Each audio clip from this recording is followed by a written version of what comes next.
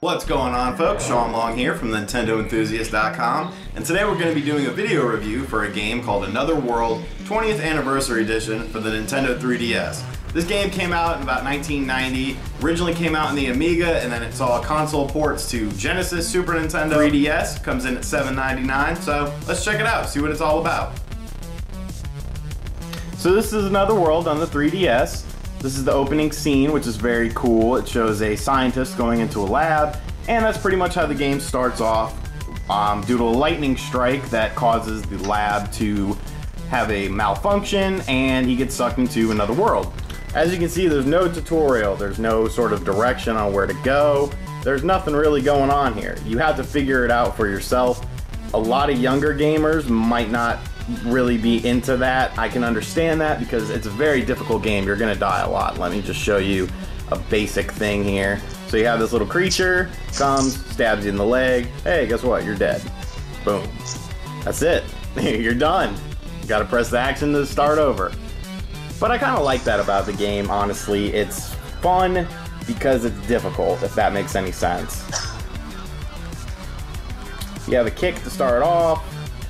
And this is a cool feature. As you can see, the backgrounds right now are more detailed, kind of HD graphics. If you press the Y button on the 3D... Oh, snipes. I didn't even know I could die right there.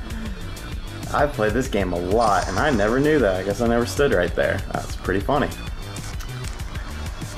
As I was saying, if you look at the background, move the safety here, you can see the detail in it, the moon, the good background graphics. If you press the Y button, you actually get the original look of the game. And I died again, this is crazy.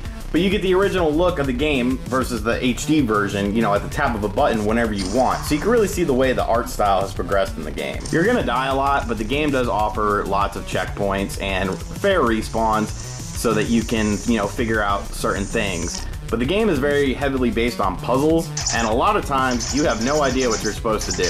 Like, it's pretty much trial and error, and that's kind of what gives the game some longevity, but at the same time it can lead to frustration because you really don't know what you're gonna do next. You know, don't be afraid to look at a FAQ or even, you know, a walkthrough video if you're really into the game and the art style, because you're probably gonna need it. The main thing is the art style is gorgeous though. I love it. You know, I think it looks fantastic. And, you know, just switching back and forth here, you can see the HD versus the standard definition.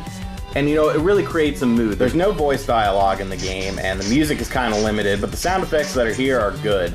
It controls well, but really all you have is your little jump, a run, and you shoot. And at times, the platforming can be pretty tricky, so you kind of get frustrated. There's going to be a lot of cheap deaths. But at the same time, you know, it's a game based on repetition, trial and error sort of thing.